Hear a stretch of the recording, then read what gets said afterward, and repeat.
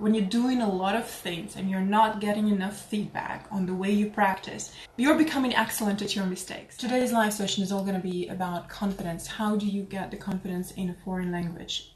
Especially for those people who present in English. And I'm speaking about non-native speakers whose language of business is English. Those people who regularly present, sell, write in English. And those people who need to communicate with clarity, with confidence, and those people who need to deliver their messages in the most concise possible way to their colleagues, to their international colleagues, to their international investors, their bosses, or whoever they work with, if they work in English. And today we're going to speak about confidence. Most people who join my public speaking courses and most people I work with tell me that they have been studying English for quite a lot of time. And they don't come for English. They don't come for English tips. They come for confidence. I'm going to give you an example. When I speak, this is what people tell me. When I present in my first language, I'm super confident because I've done it many times. I know that people understand me. I know that I'm receiving feedback from people. And I know that I'm doing the right thing. However, when I present in a foreign language, when I present in English, everything changes. I'm not sure if people are following me. I'm not sure if they're getting what I'm saying. So the basic need when people present in a foreign language is that they want to be understood. And when they're not sure that people understand them 100%, they lose their confidence. So confidence is what they need most. B, the next reason why people feel not confident enough is that they tell me, when I prepare for presentations or pitches in my first language, I don't really think much and I don't really spend a lot of time preparing because I'm not afraid of forgetting the next word or the next sentence. You know, even if I forget, I can always come up with something because it's my first language and I've presented a lot of times before this. It's not my first time. However, when we present in a second language, we spend a lot more time preparing for the talk, and to be honest, this is not what most people do. They think, because they're used to the fact that normally they don't need to prepare. This is another challenge for them. They don't invest enough in preparation. They do it just every time they present in their first language and it goes smoothly, and suddenly they realize that they need to prepare more, to invest more time in preparation, which in their head translates to, oh, that means I'm not good enough. How come do I need more time to prepare? I have so much experience. So people cannot admit the fact that when they present in the second language, they actually need a lot more time to prepare. And because they did not take this time to prepare, suddenly when they speak in front of people and they forget what word comes next, they lose all their confidence because they cannot come up with whatever they wanted to say on the spot. They're not sure if the sentence that they're formulating in English is correct.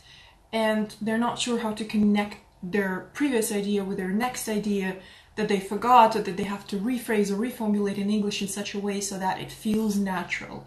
And in this moment, when they're stuck in the middle of the presentation because they forgot, or simply because they forgot the next word or whatever is coming next, or how to connect their ideas, they lose their confidence again. But this is a separate topic. How do you prepare for a pitch? It's a separate topic. You don't really need to learn it by heart. I'm really against that method. But you do need to invest more time in preparation. The last reason is people want to be understood. People want to make sure that they know their stuff. And most of the time they know their stuff very well, but they're not sure how to deliver their stuff in such a way so that people who are listening also get that stuff and also understand everything they're saying. And the third moment is people feel very, I would say people feel lost and kind of frustrated when they need to finish their talk. Most people end their presentations like this. Thank you very much. This was my talk. Goodbye. And it's not enough. It's not enough to say thank you very much and leave. How you begin and how you end are crucial points in your presentation. When you begin, you're telling people what's going to happen now, and you need to formulate it very clearly. When you end your presentation, you need to summarize it for the people. What were they listening to? right? What was this about? And you don't want to make people think and guess what's the point that you're trying to make. Just simply make a point at the end of your speech. So the beginning and the ending, these are the two, I would say, people don't prepare them much. I don't know why, but people mostly prepare the body of their presentation where they feel confident and they know what they're going to say. And honestly, a lot of people try to learn this by heart, which again backfires when they forget the next line.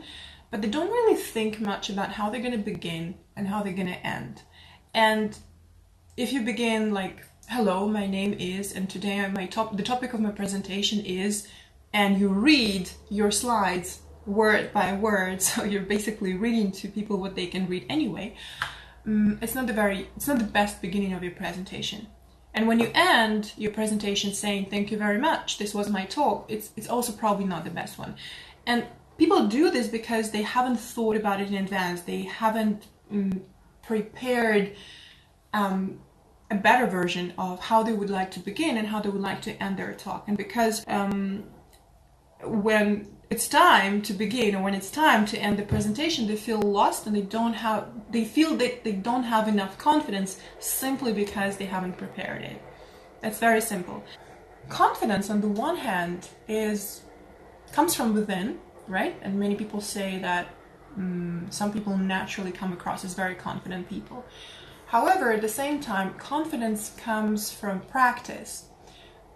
You've heard it many times, I bet, but many people understand only half of this formula. When you're doing a lot of things and you're not getting enough feedback on the way you practice, you're becoming excellent at your mistakes. I would put it this way. And actually, I learned it from my tango teacher who gave me this advice long ago, and it got stuck in my head. You know, when I was taking tango lessons, I would diligently go twice a week and take individual classes so that the teacher could show me the moves and so that I could practice together with the teacher. And I did so for 2 years, and then I started going to milongas, which is, you just go and dance.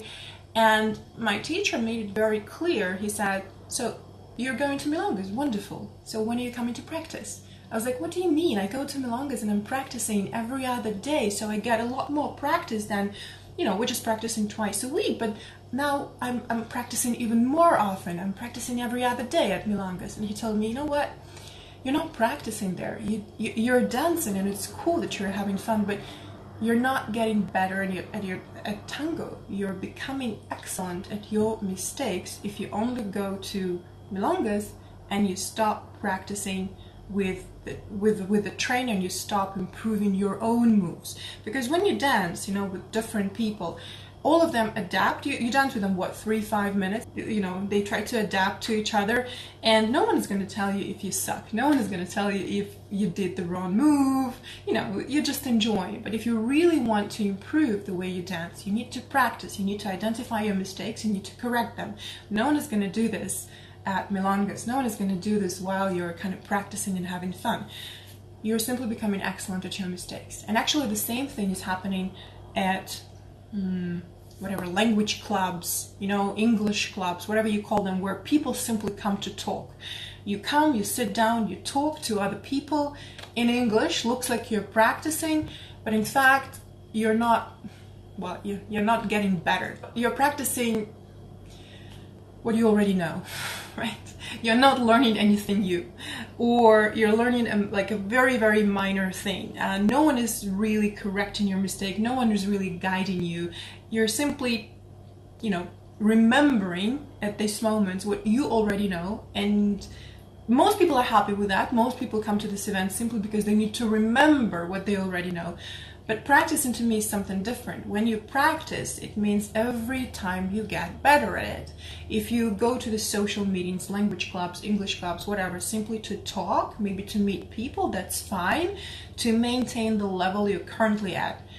But it's not really practicing if you're not getting professional and high quality feedback. It's becoming excellent at the things you already know, and if you make mistakes, so you're becoming excellent at your mistakes. That's my point, and that's how I see it. So confidence doesn't come only when you practice. Confidence is when you're very clear about what you're good at and what you're bad at. And you keep strengthening what's already strong, and you keep identifying your weak points, and then you strategically work on your weak points and you make them stronger. And when you notice that now your moves are different, like tango moves, now you can do this this move, you can do this turn a lot better. This is what gives you confidence. Because you remember how you sucked, you remember how you couldn't do it, and now you can do it, and your partner notices it. Or if we talk about English, if you couldn't formulate your sentence very clearly, or if it took you a long time to switch from one language to another, and suddenly it takes you seconds and you don't even think about it, this gives you confidence. The realization that you can, that you couldn't do it before, and now you can. This is what I call practicing, and identifying these mistakes and improving them is important. The fastest way to do it is when you receive feedback from people, or from people who are better than you at this, or maybe from a professional trainer, and then you correct yourself and you master these algorithms of self-correcting behavior. This is what practice really means. Otherwise, it's just, practicing and becoming excellent at your own mistakes. Confidence. I'm wearing a dress from H&M today, and actually it made me think that when I discovered H&M the first time when I was in the US. I was 18 years old. This was my first large trip abroad, and I went there alone. And this was the first time when I discovered a mall. I had no idea what a shopping mall was before, because I grew up in a small town. So I discovered what a mall was, and every time I would come back to the mall, I would say, oh, H&M is my favorite store. Like suddenly I could find anything I could dream of in that store. It was affordable, it was what I liked, and like back then it was my favorite. And you know, if you think about it, the malls existed long before I discovered them, right? They were there all the time. It just took me 18 years to actually travel to the US and discover them. Or I grew up in Kazakhstan, another example. And I think until today there is no McDonald's there still. So I grew up without McDonald's. And again, the first time I discovered what McDonald's is was when I was 18 and I went to the US. And honestly, I didn't like it. So every evening after work, we would stop by there to get some ice cream on the way home, because we would cycle back home. And we would stop there to get a sundae, and we would eat our ice cream and continue our ride home. But up until the age of 18, I had no idea what McDonald's is like. But it doesn't mean that McDonald's didn't exist before I discovered it, right? Before I discovered it. It had existed long before I discovered it. And if you don't see something, or if you have never experienced something, it does not mean that it doesn't exist. It exists, just in a parallel universe, in a different world where people are actively using it, people actively shop in the malls, people actively eat that food. But if you do not see that, if this is not present in your life, it does not mean that this doesn't exist. So if your experience is limited by individual lessons, English lessons, I would say, multiple courses, language schools, and maybe classes that you took twice a week at the university, and you're stuck at the same level, it does not mean that other methods do not exist. If after all these years of practicing English, learning English, and trying to learn English, and maybe after all those trips abroad where you hoped your English would improve, you're still stuck at the same level, it doesn't mean that other methods do not exist. It doesn't mean that other people haven't gotten better at it.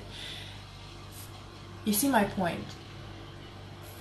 If you don't know something, maybe it does exist. So it does not mean it's not there. You simply don't see it. So in order to see it, you need to do completely different things. You probably need, like, in my case, you actually need to travel to another country to see what exists, right? And when we speak about practicing something new, you need to try a new approach to make sure that it exists and it actually can probably also work for you. And when we speak about confidence, if you still feel unconfident and it takes you ages to switch from one language to another, or anytime you start a presentation in the English language you feel like you're trembling and you don't know what to say next, it doesn't mean that other people, that there are no people in the world who feel different. It doesn't mean that you have tried everything, or it doesn't mean that you have practiced the right way. Because believe me, I am every time fascinated by the people I meet when I travel. And every time I travel, I meet bilingual people. People who speak perfect Russian and people who speak another language perfectly. Most of the time it's English, but I often also meet people who speak 3-4 languages, and I would never ever guess that their first language is Russian. Just recently I went to Malta and I met this girl who's originally from the Ukraine, but she speaks with a flawless London accent, and I was like, where did you pick this up? And she says, I just lived in London for a while and I studied there, and she picked this up, and she used none of the methods that are offered in language schools, none of the methods that are offered during individual Skype lessons, none of that. And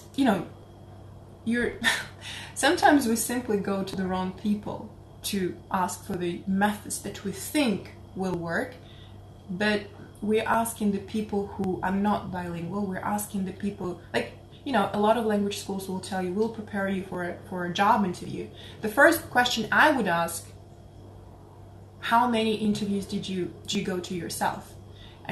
If a teacher wants to teach me to go through a job interview to prepare my resume, I would ask how many resumes they have. Can I have a look at your resume? How many companies invited you for a job interview, and how many job interviews were successful? Because most of the time people focus only on the words, only on, maybe words, pronunciation, but they have no idea what a person actually needs, that person who is going to have a job interview.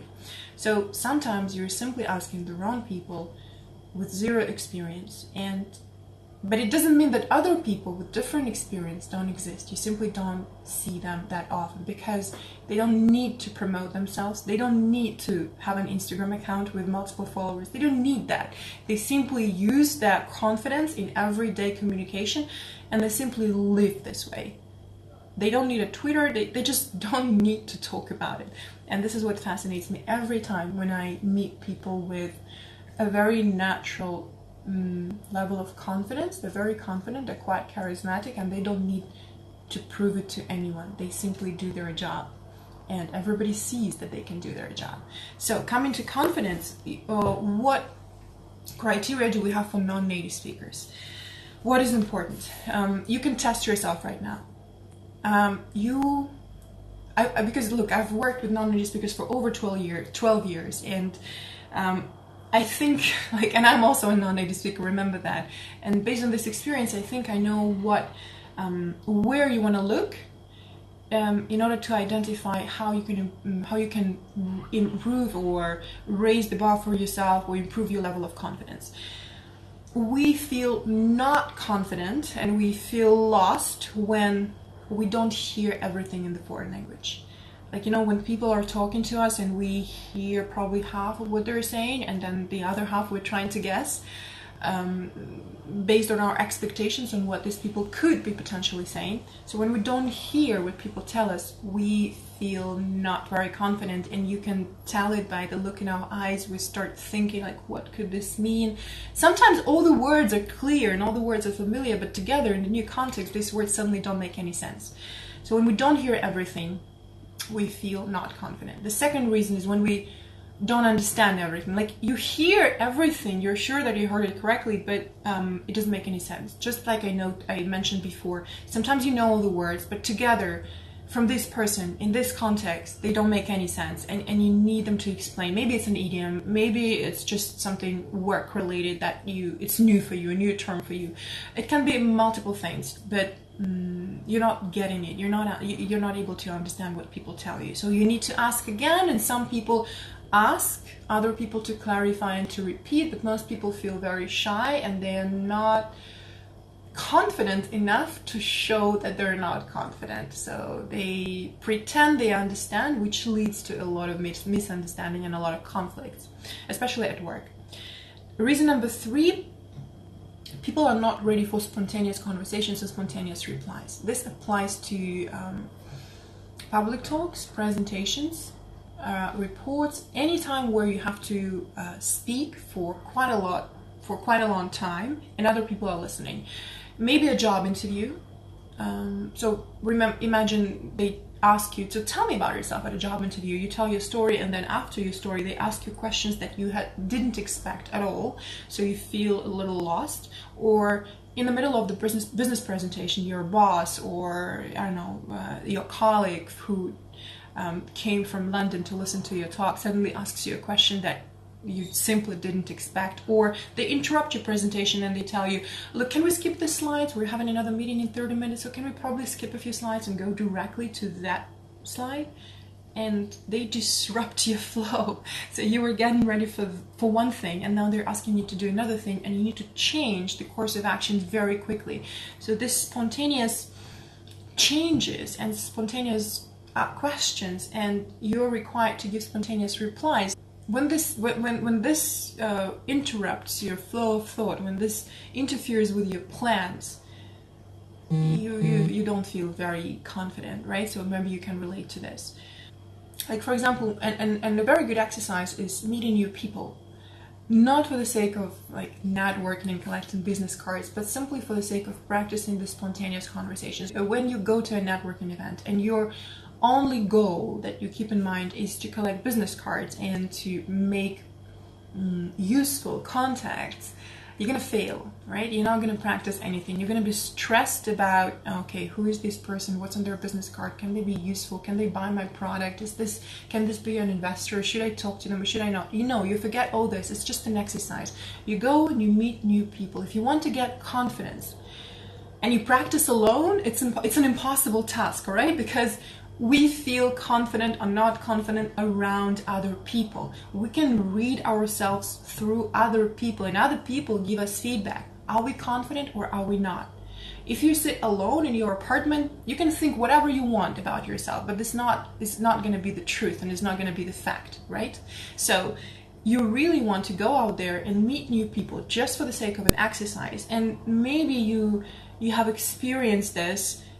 With some people, you start a conversation and you feel stuck. You don't know what to say next, right? And it feels awkward. Maybe you didn't understand what they said. Maybe you joined a group of 3 and you feel like you don't have any idea of what these 3 are talking about between themselves. Or the conversation comes to this awkward moment where both of you feel like you need to run, but you don't know how to say that. Or sometimes you simply really cannot understand the accent of a person. You don't understand, how to communicate with these people who you can't hear or understand. And sometimes the conversation just flows. It's beautiful, when you meet new people and you say something small and they reply, and it's sweetie and it's fun. Like, for example, I met the general director of a big marketing agency. I was at a networking event, and they happened to be German. So I was speaking English to one person. I think he was from Mercedes or something. And then I saw this group of German guys. I had no idea who they were, but I saw them, and they were trying, one person was taking a picture of the other 2. And you can see that they're friends. So I simply asked in German, sollte ich vielleicht ein Foto von Ihnen 3 machen? Can I take a picture of 3 of you maybe? And because I asked in German, and it was so unexpected to him, he turned around and said, sure, please do so.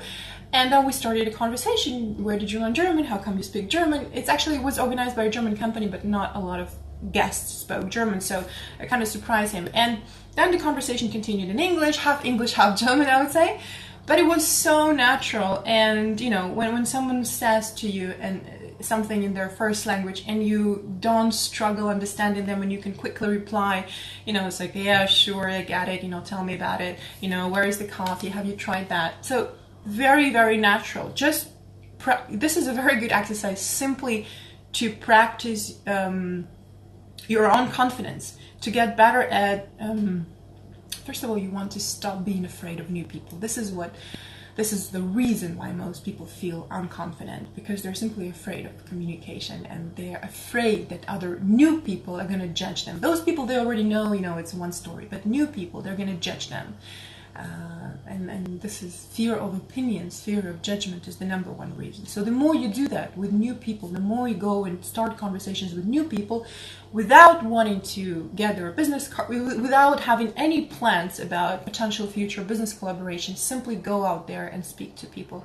This is gonna give you confidence. And every time you finish a conversation with a person, analyze it. What was difficult? Where did you get stuck? What could you have said better? And practice these conversations in your head a little bit, and then go and speak to more people. But it's important that you get the feedback, and that you probably can remember where you got stuck. You write it down, and then you get feedback from someone, how you could improve. And the reason number 4, so we spoke about 3 reasons why people don't feel comfortable. They don't hear everything, they don't understand everything, they feel stuck when they have to give a spontaneous reply. And reason number 4 is that they cannot explain complicated things in simple words. This is a very common problem in business. And this is what I work with most of the time, when startups are pitching their technological breakthrough ideas and no one understands what this is about. Or when a salesperson is selling their product or services to a new client or to an existing client, and the client feels lost, or the client is not buying, or the client is not interested, simply because you bore them with your explanations that are not relevant to their world, or simply because you're not making yourself clear. This is another task, and if you master that in a second language, that's wow. That's going to set you apart immediately, because most people cannot do it in their first language even. How do you explain something complex in very simple, tangible steps? And the exercise that you can do, and then I'm going to repeat all these 4 reasons that I have mentioned before, and I'm going to give you an exercise to practice each. I already mentioned one, which is small talk, right? Meeting new people, making simple conversations. So that is an exercise for you if you want to master spontaneous replies. This is an exercise for you to stop being afraid of new people and their judgments. You simply go out there and you talk. This is one thing. Let's talk about an exercise that you can do to improve this. How can you explain something complex in very simple words? And believe me, it doesn't have to be like very, very complex. Most people, when we have practical sessions, cannot really explain what they do at work. They start telling me all the details of their technical details and what they do every day in the office, but it's not really why the company hired you, right? It's not because you send a bunch of emails and you supervise technical something, I don't know, something that I cannot even understand. And sometimes I get it, your job title and your position in the company can be quite complex. You can be managing a lot of processes, and you can be your job title may say you're a COO, but in fact you're doing a lot more, and it needs to be explained. For example, I had one of my clients. She is an accountant, but she's not just a simple accountant. She's an accountant, and she's training a sales team. She's developing special software that the entire sales team in the company is using, and she is consulting the top managers, the executive team, on the changes in the Russian legislation, or on the specifics of the Russian legislation. So she's doing quite a lot, and it needs to be explained. But when she started explaining all this, it felt like, what? Are you really an accountant? But after we worked on this, and now her resume looks a lot better, and she got a new job, and I'm really happy for her. But you need to practice that. It doesn't just come naturally. It doesn't come to you if you simply sit around and wait. Or if you practice it daily without receiving any feedback and without improving what needs to be improved. So an exercise for this is I'm going to give you actually a few. Exercise number 1, start very simple. Explain. Well, you can explain to me, by the way. You know that those people who probably know how I work, every time I give a practical exercise in a video or in a podcast or in my blog post, you can do the exercise and you can always come back to me to receive your feedback. It's free. I don't charge anything for that. But if you do it, you're going to get the feedback. If you don't do it, then no feedback. I'm not gonna know who needs the feedback. So try the following exercises. Reason number 1, explain to me how to make your favorite drink or your favorite meal. Start very simple. Start with this, something you do every day. You eat every day, right? And if you enjoy, I don't know, maybe alcohol or cocktails, you can explain how to make a drink. Maybe it's not an alcoholic drink. Like one of my favorites would be a smoothie, and I could explain to you how to make a favorite smoothie of mine, what ingredients need to be there and why and in which order. So try to explain this. Imagine you want to, like, someone loved something that you cooked, or someone loved whatever you were drinking, and they asked you, how can I make the same? So explain to me in a video exercise, just like I'm doing right now, or in a voice message, how to make your favorite drink or your favorite meal. Start there. It's enough for me, let's say, to see which algorithms you're using, what needs to be improved. Most of the time it's the sentence structure, articles, choice of words, word combinations. I see this immediately because if you write 5 sentences, I can pretty much see how you think and how you construct sentences and what rules you think apply here. Start there, and then you can move on to something more complicated. So if you do this task and you come back to me, we can continue working on something more complex, which is explain your job title, which is one of the tasks in my course, and I repeat this quite a lot because people need guidance in this, especially in business. We need to explain a lot to our team members, right? We need to motivate our team members. If you want people to do the job right, you need to explain to them how to do this job. And if you're managing an international team and you have people from Poland, from Bangkok, from the Netherlands, from the US, from Malta on your team, you need to talk to them in English and you need to explain to them what job needs to be done. If you're reporting to the board of directors or to shareholders directly, you need to explain to them what had been done, what needs to be done, and why they need to give you extra budget to do XYZ. You need to explain it. And if you're not able to explain it in a short period of time, in a very concise manner, you're not going to get the funds, you're not going to get the client, and you're not going to sell what you need to sell. I call it the skill of formulating very clearly. And I practice it every time myself, every single day, because this is powerful. This is what helps me communicate with people and make sure that they get what I'm saying the first time they hear it. In business, it's irreplaceable. So this is one exercise for you. Well, I imagine if you want to do this exercise, you're going to write it down first. And then you're probably going to make a video for me, or you're going to send a voice message. So if you have written it down, after you have written it down, read it out loud. If you're not planning to do this exercise, but you still want to try something, I'm sure that you send a lot of emails every day. Or maybe you receive emails in English. Read your emails out loud. You can listen to what you're actually saying, and you can hear what you're actually saying to other people in English. And every time I write something, every time I write a publication, an article, a blog post, or even an email, if it's an important email, especially, every time I'm done writing, I read it out loud. I read my email out loud and I can hear whatever I'm saying. Very often I find spelling mistakes. I find that I repeat myself, so then I cut these repetitions from my email. Very often I hear that my ideas are not connected very logically, so I edit my writing and I connect them in the proper way, and then I read the final version one more time. This week I'm publishing a video on how to read out loud because, all my life I've thought this is the easiest exercise you can do, but the more I work with people, the more I understand that unfortunately people do it the wrong way. I mean, it's very easy to read out loud, but you all probably remember your boring college professor who was reading their lectures out loud for the audience in the room, and the audience wanted to fall asleep. It was freaking boring, right? When you read your presentations, and when you read out loud, it should never sound boring. You should read in such a way so that nobody notices that you're actually reading. So this week, watch out, I'm gonna make a video for you. Well, I already made it. I'm gonna publish a video for you on how you can read out loud. But it's very important. At least try and come back to me and tell me how it felt. Did you find anything? Read your emails out loud. Most people don't practice their vocal cords at all when they learn a language. They write a lot of emails, they read a lot of emails, and that's it.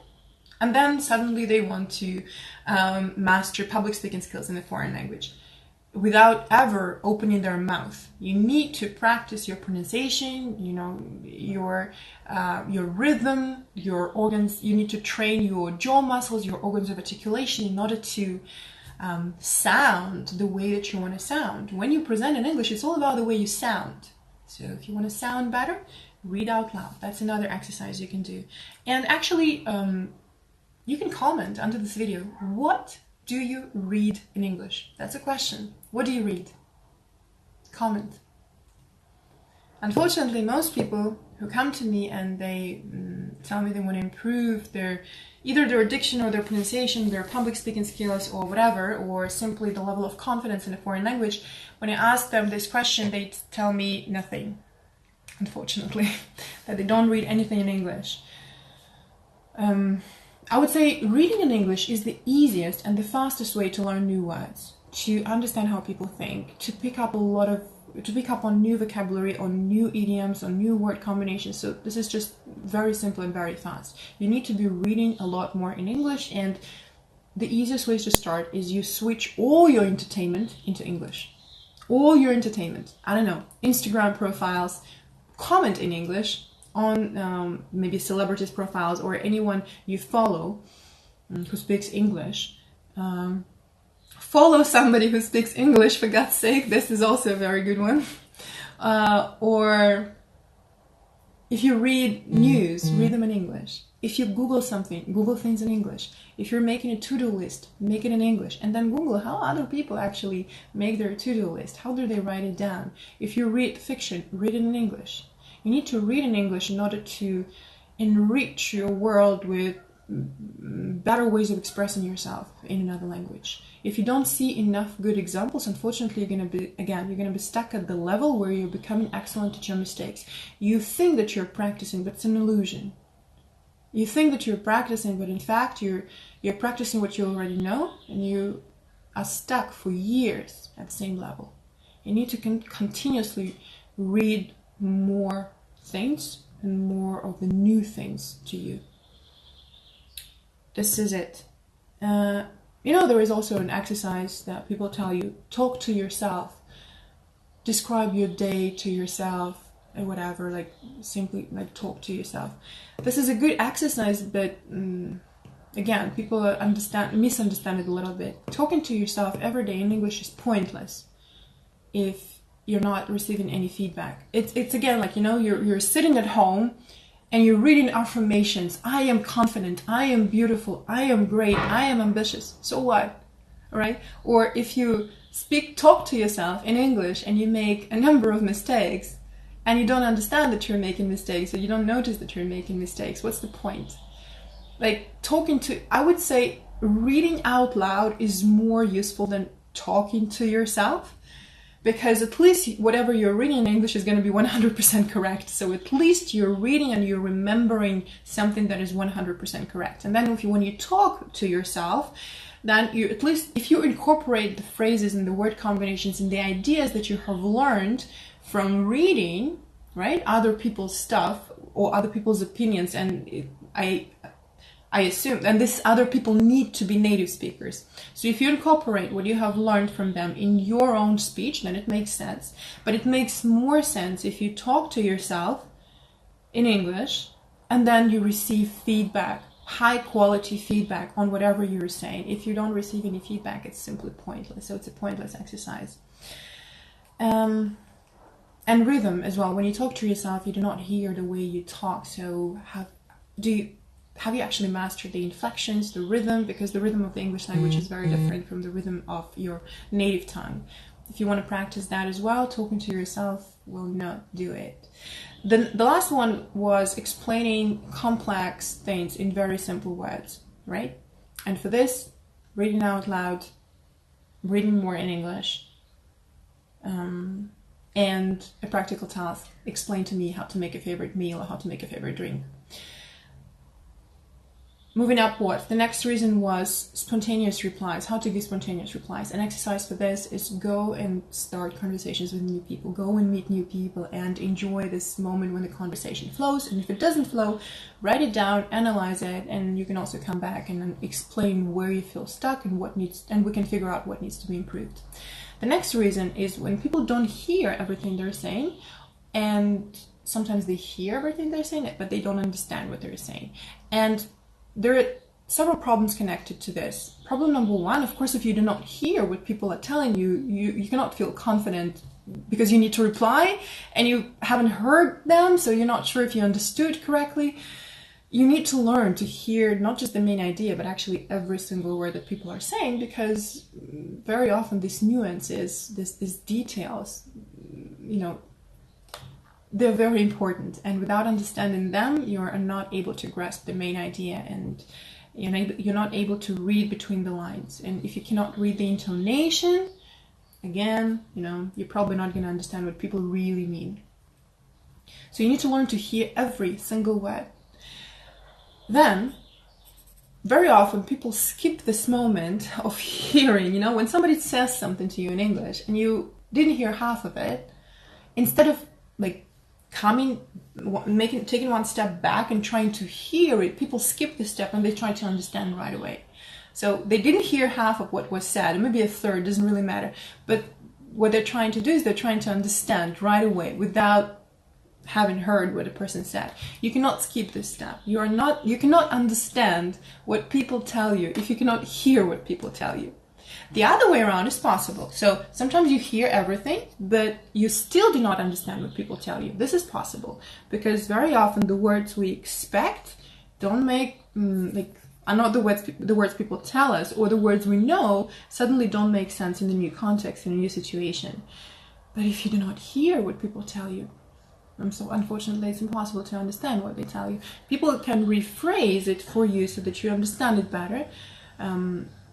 But I'm telling you, when you watch English movies and you're guessing what's going on based on the costumes, the context, you see what's going on, you don't have the subtitles, and you can't really hear every single word, but you have a basic idea of what's going on. This is one thing, and I had been watching movies like this for many years. And when I learned to hear every single word, it's a life-changing skill. When you watch a movie and you understand everything that people say, it's life-changing because you suddenly hear so much more. And right now, for example, I cannot watch dubbed movies, so I would not go to the movies if the movie made in America is is dubbed in Russian, and I do not watch any shows or any movies in Russian unless the movie was made in Russian. Because so much gets lost in translation, and every time I watch a movie in the original, I'm learning so much about the way people interact, the way people give spontaneous replies, and I'm simply learning a lot of new words every time. And if somebody tells you that if you're advanced, you're supposed to understand everything the first time you say it, don't listen to them, because even if you're advanced, even if you're proficient, there is still so much to learn, right? So there is no ceiling, there is no limit. You can continue improving as long as you want, as much as you want. Advanced or proficient is not a diagnosis, okay? It's not where you stop and do nothing. You can continue growing and improving every time. So the exercises that you can do to improve the way you hear and improve the way you understand people. Let's start with hearing, because without hearing you can't really understand.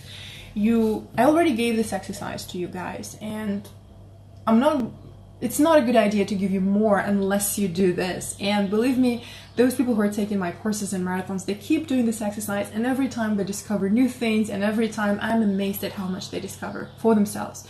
So you go to YouTube, and you turn any video you like, but find the video that has subtitles so that you can check yourself. Any video you like, whatever. And you play 5 seconds of this video and you press pause. And then you write down exactly what you heard during those 5 seconds. If you couldn't hear it, then you rewind, go 5 seconds back, you press play again, you press pause 5 minutes later, 5 seconds later, I'm sorry, not 5 minutes, 5 seconds later, and you write every single word that you heard. If you couldn't hear it again, rewind and go 5 seconds back. You can do it as many times as necessary until you can hear every word what people said in the video. If for some reason you still, of course you do it with the subtitles off. If you still, like, you played it 10 times for yourself and you still cannot understand whatever they're saying, so simply move on and continue.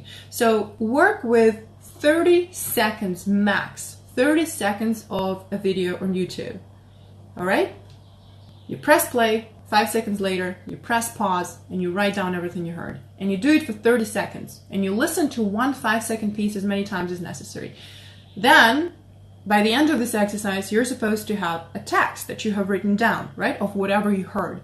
Then you go back to the beginning of this piece, of this 30-second piece, you press play, and you turn the subtitles on, and then you compare the original subtitles with whatever you have written down, and you check yourself. And then you count how many words you misheard or you heard incorrectly.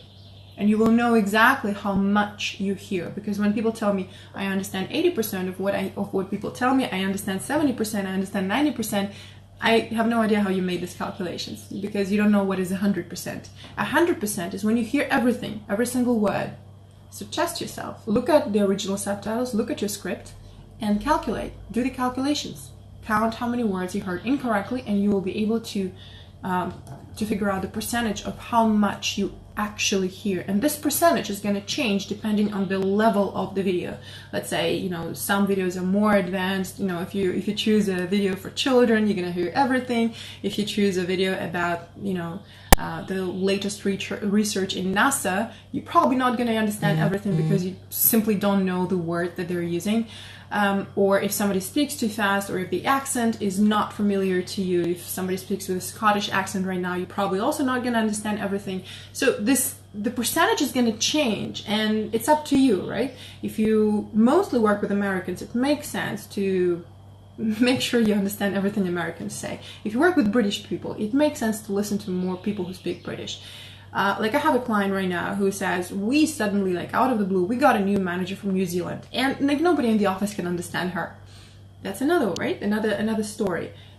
She needs to understand her because she's getting all the tasks from her with New Zealand accent. And I also have some friends in New Zealand. It's not really about the way they speak. It's not about the pronunciation. It's more about the words, because they use the words that people in the US and the UK simply don't use. So they kind of have their own vocabulary, and you kind of need to remind them that I'm not from New Zealand, so you have to speak normal English to me. Or you want to learn the vocabulary that they use. So this is the exercise you can do. And guys, if you want to learn to hear what people are saying, there are so many more exercises. You start here, you start with calculating how much you hear, and then there is so much more. Tomorrow we're starting the new group of the Listening Marathon, which is called How to Hear Every Single Word in English. And if you want, you're welcome to join, because you will be receiving very simple, tangible tasks every day for 16 days. They're doable, you know, completely. They're very easy to do, and they're very clear instructions. So you do these exercises daily, you learn to do them, you can always ask questions and clarify, you submit feedback, you submit your work, you receive feedback on a weekly basis. I send you a voice message every Sunday to give feedback on your work, and you will have to speak. It's not just listening, it's an exercise, it's a marathon where you have to speak, and we communicate in voice messages. 16 days of clear instructions, and then you get 14 days, 2 weeks to work on your own, to implement everything that you have learned, and you'll be given an individual plan. Like, you will know exactly what you need to do every day, and you can come back to the exercises anytime and check the instructions and check how you need to do them. You don't need to use my materials. I'm offering you a lot in the course, but you can work with any YouTube videos, with any podcast, with any text that you like. And if you need to practice something for your upcoming presentation, if you need to master something for your work, You can work with anything, really. There are no limits. So we're starting tomorrow. It's already group number 3. So I launched this marathon in April. We did April, May, and now June. And I really like the way people work, and I'm really impressed at the results that they're getting. I can say I'm inspired by the results people are receiving. And the most important thing is that 30 days is not, we're not done after 30 days. I continue working with everyone. And if you purchase the marathon once, you're going to be receiving additional extra practical materials absolutely free of charge for a lifetime. You know, I send additional practical materials once or twice a month to everyone who has ever taken my listening marathon or who has ever purchased my writing course, and we continue practicing. If you submit the homework, you receive individual feedback, just like in the course, no extra cost. So you are getting lifetime membership, I would say, for a one-time purchase of the course, and you can practice as long as you want, because what you need to do is you need to master the algorithm. You need to understand once how this works. And I'm sharing the exercises that I have been doing myself for a number of years already, and the exercises that made this transition possible from understanding roughly what the movie is about to understanding every single word that every character in the movie is saying, and to understanding everything that people tell me, every single word and everything between the words. I'm giving you the same exercises, and once you understand how to do them, you can practice for as long as you want, long after the marathon is over, and I'm supporting everyone long after the marathon is over. So this is it. This was the live video about how you get confident in a second language. We talked about public speaking in English, presentations, business presentations, spontaneous conversations, explaining complex things in simple words, understanding every word that people tell you, and hearing every single word that people tell you. I gave you exercises to master each of these points. So once you have done the exercises, feel free to text me and ask for individual feedback. No extra charge, it's completely free. If you're watching the recording, so feel free to comment. I'm going to see them, and I'm going to answer your questions probably in the next video or in the next Instagram post. Thank you very much for watching.